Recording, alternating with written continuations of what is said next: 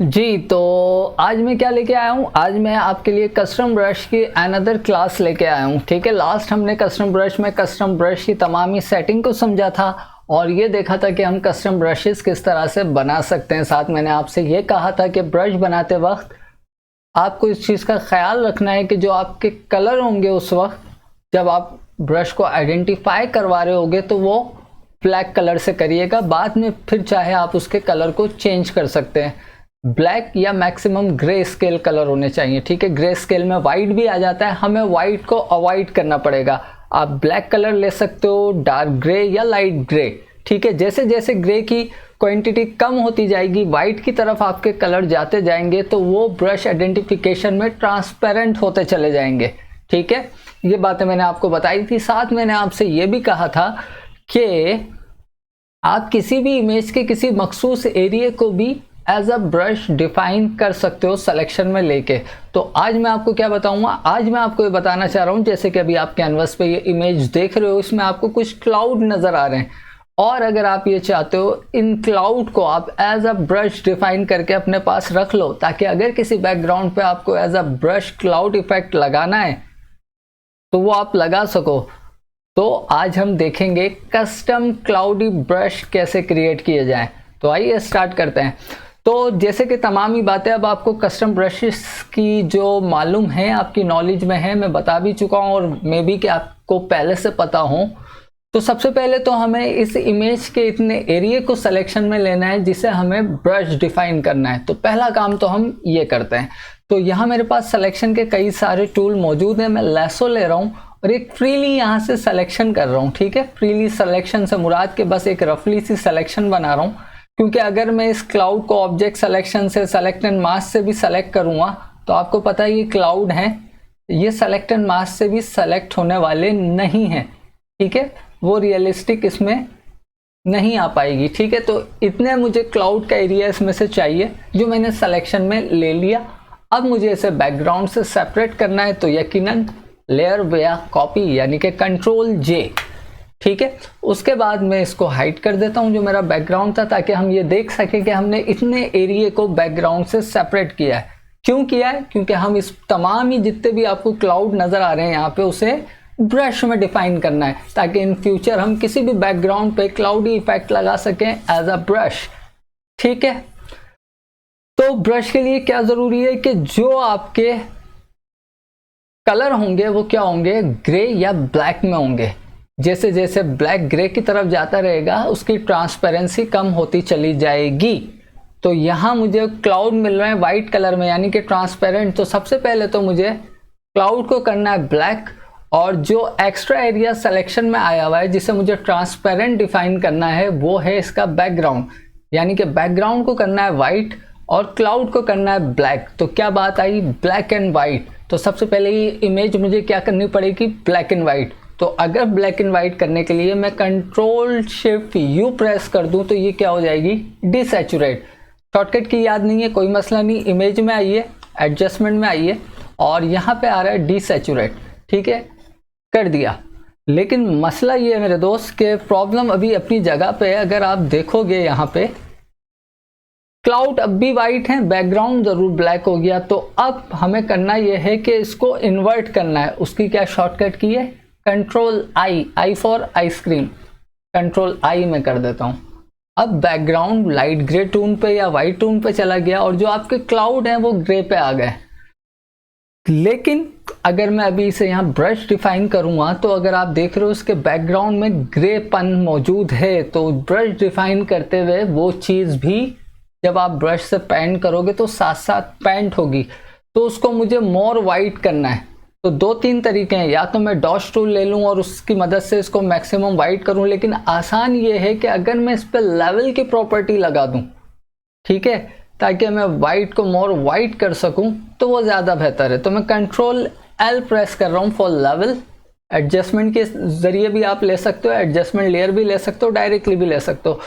और ये जो इनपुट लेवल है इसके राइट स्लाइडर को लेफ्ट हैंड साइड पर मूव करूँगा तो वाइट यानी कि ब्राइटर पिक्सल, हाईलाइटेड पिक्सल मोर हाईलाइट होंगे यानी कि ब्राइट होंगे। तो मैं इसको यहाँ से सेलेक्ट करके लेफ्ट हैंड साइड पर ड्रैग कर रहा हूँ। तो जैसा कि आप देख रहे हो ये तमाम ही एरिया जहाँ इस वक्त मेरा माउस का कर्सर मूव कर रहा है ये मैक्सिमम वाइट हो चुका है। लेकिन अभी मसला ये है कि अगर आप इस एरिया पे देखो यहाँ ग्रे मौजूद है, यहाँ भी ग्रे मौजूद है और नीचे वाले क्लाउड के बॉटम पे भी ग्रे मौजूद है। अगर मैं यहाँ से ब्रश डिफाइन कर दूंगा तो ये तमाम चीज़ें आएंगी। थोड़ा सा तो पहले मैं इसका ब्लैक भी बढ़ा दूं ताकि मैक्सिमम प्रॉपर्टी मेरे क्लाउड की मैं हासिल कर सकूं डिटेल, ठीक है।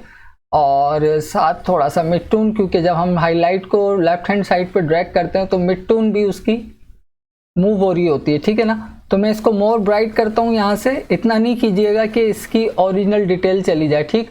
फिलहाल ये करने के बाद मैं ये कर रहा हूँ, इसे ओके कर रहा हूँ। लेकिन मसला अभी भी यहाँ वही दरपेश आ रहा है मुझे कि यहाँ पे ग्रे मिल रहा है, मुझे इसे मोर वाइट करना है। अगेन मैं इस पर लेवल ऐड कर देता हूँ, कोई मसला नहीं है, आप 2-3 बार लेवल की एडजस्टमेंट लगा सकते हो। देन मैंने जब दोबारा इस पर लेवल ऐड किया है तो अब आप ये एरिया देखो काफ़ी हद तक क्या हो गया है, वाइट हो गया है।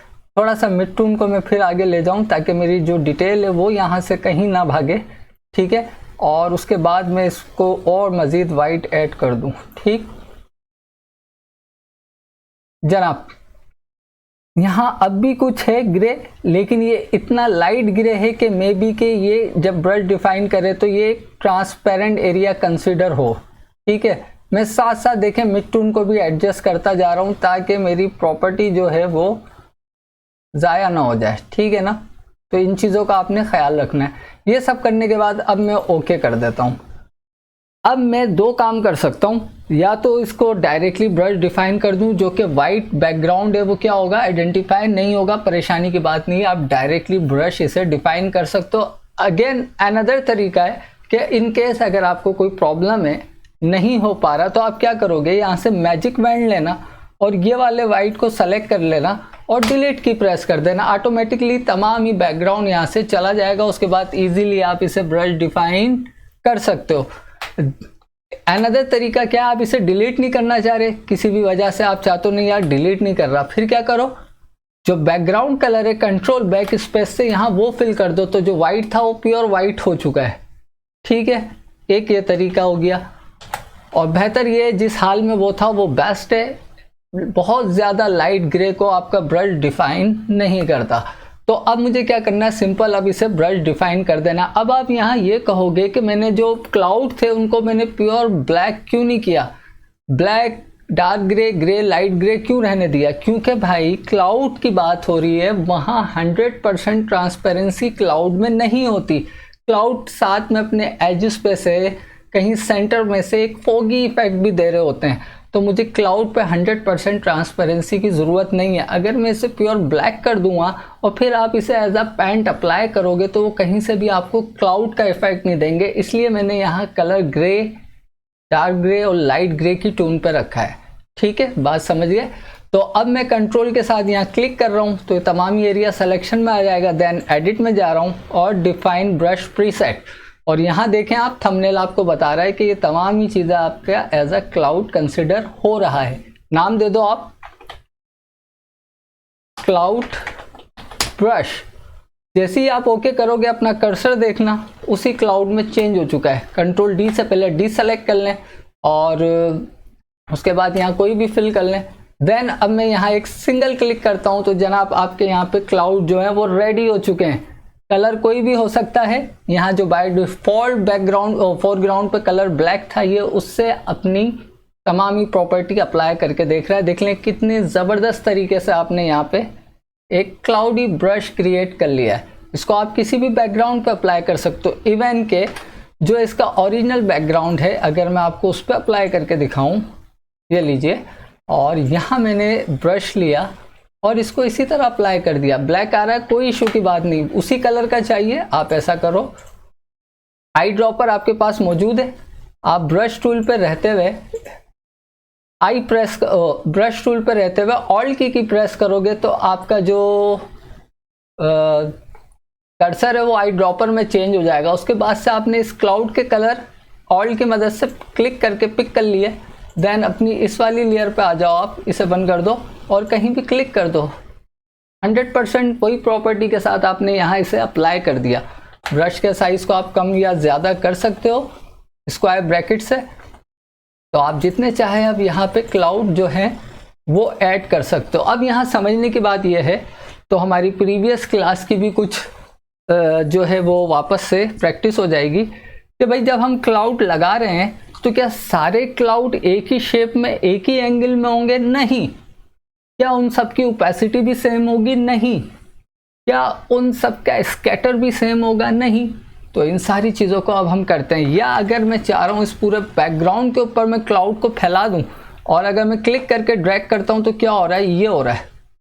तो आपको प्रीवियस क्लास याद है हमें क्या सब कुछ करना है? हमें वही सब कुछ अब यहाँ करना पड़ेगा। मैं जल्दी से जाऊँगा यहाँ। सबसे पहले ब्रश टिप शेप में आऊँगा, इसकी स्पेसिंग को यहाँ से बढ़ा दूँगा। ठीक है, जितना भी मैं करना चाहूँ ये मेरे ऊपर है। ठीक है, इतनी ज़्यादा भी नहीं करेंगे हम, इतनी ठीक है। राइट, देन मैं जा रहा हूँ शेप डायनामिक साइज जिटर। एक जैसे क्लाउड नहीं होते, छोटे बड़े होते हैं, तो यहाँ मैं साइज जिटर करूँगा। ठीक है, प्रीव्यू में आपको नज़र आ रहा है छोटे बड़े क्लाउड हो चुके हैं आपके। देन मिनिमम डायमीटर कुछ भी हो सकता है, देना चाहो दे देना या मर्जी है। देन एंगल जिटर कि भाई क्या एक ही सिम में होंगे? तमाम ही क्लाउड का सेम ही एंगल होगा? भाई क्लाउड एक नेचुरल चीज़ है ना, तो कुछ भी हो सकता है। तो यहाँ से आप इसका थोड़ा सा एंगल जिटर भी चेंज कर दो, थोड़ी सी राउंडनेस जिटर। ये जिटर की राउंडनेस की, एंगल की जिटर की राउंडनेस की बात हो रही है। ठीक है, तो थोड़ा सा अगर आप चाहो तो इसका एंगल जैसे चाहे आप मूव करवा सकते हो, ऐसे करवा लो, अच्छा नहीं लग रहा, बहुत मामूली सी चेंजेस कर देना। ठीक है, मैंने इतनी सी कर दी, सिर्फ आपको समझा रहा हूँ। देन स्कैटरिंग मतलब कितने बिखरे हुए हों, एक ही लाइन में तो क्लाउड नहीं चलेंगे ना, ऊपर नीचे हर तरह से बिखर सकते हैं। तो यहाँ से आप इसके स्कैटर को बढ़ाओ इस तरह से। जब आपके क्लाउड बिखर जाए तो उनकी क्वांटिटी कितनी होनी चाहिए? इतनी सी होनी चाहिए? नहीं भाई, क्वांटिटी ज़्यादा होनी चाहिए, भरे भरे होने चाहिए। ठीक है, तो आप इसको इस तरह भर भी सकते हो। ठीक, देन आखिरी बात कि भाई तमाम ही क्लाउड की ओपेसिटी क्या सेम ही होगी? कहीं कम या ज़्यादा नहीं हो सकती? बिल्कुल हो सकती है। तो उसके लिए आप ट्रांसफ़र में जाओगे और यहाँ इसकी ओपेसिटी नीचे देखो प्रीव्यू में ये 0 है, तमाम ही सेम है, इसको आप बढ़ाओ। कुछ अब 50% ओपेसिटी डाउन कर देंगे, कुछ 100% ओपेसिटी पे होंगे। देन जब ये सारी प्रॉपर्टी आप यहाँ पे सेट कर लो, उसके बाद फिर आप जिस तरह से चाह रहे थे लगा दो, क्लाउड है ज़बरदस्त। अच्छा, एक चीज़ और देखो आप, मैंने ये एक क्लिक करूँगा ना, देन दूसरा क्लिक करूँगा तो मेरे माउस का जो कर्सर का एंगल है वो ऑटोमेटिक चेंज हो जाएगा। इस शेप का जो इस वक्त आ रही है, देखो ये मैंने क्लिक किया, माउस का कर्सर की डायरेक्शन यानी कि एंगल चेंज हो गया। ठीक है, ये देखें आप, और यहाँ देखो ओपेसिटी भी ऑटोमेटिक कंट्रोल हो रही है कलर के हिसाब से। देख रहे हैं आप, हर बार एंगल चेंज हो रहा है आपके ब्रश का, है ज़बरदस्त। तो इस तरह से आप ब्रश की सेटिंग कर सकते हो। उसमें मैंने बड़ा प्रॉपर तरीके से, बहुत लंबी क्लास हो रही थी तो कुछ चीज़ें मैंने स्किप कर दी थी, तो आज मुझे क्लास अच्छी लगी तो मैंने कहा आप लोगों के साथ शेयर की जाए। तो प्रैक्टिस कीजिएगा। आप किसी भी किस्म की इमेज के ऊपर भी क्लाउड दे सकते हो, कलर वहीं से लेके। जैसे कि इस इमेज में ऊपर की तरफ अगर क्लाउड नहीं है, ऑल की मदद से आपने यही कलर लिया और यहाँ पे अप्लाई कर दिए क्लाउड। ठीक है, नेक्स्ट आपको अगर इस पे फॉगी इफेक्ट देना है, इसकी यहाँ पे अर्थ साइड पे, ठीक है, ज़मीन पे, तो आप क्या करोगे? पहले तो आप इसका साइज बड़ा कर लो। ठीक है, एक क्लिक करके मैं कंट्रोल Z करूँगा ताकि इसकी जो एंगल की रोटेशन है वो चेंज हो जाए। मैंने क्लिक किया, एंगल की रोटेशन चेंज हो गई, कंट्रोल Z। देन मैं यहाँ आके एक फॉगी इफेक्ट देना चाह रहा हूँ। किस कलर से? इसी कलर से, ये वाले कलर से, ये वाले कलर से। देन अब मैं यहाँ पे क्लिक कर देता हूँ बिल्डिंगों के पास, इस तरह से आ गया फॉगी इफेक्ट, है ज़बरदस्त। तो इस तरह से आप अपने कस्टम ब्रशेस का यूज़ कर सकते हो। तो मुझे उम्मीद है आज की क्लास आपको पसंद आई होगी। अपना बहुत ख्याल रखिएगा। Too much take care. अल्लाह हाफ़िज़।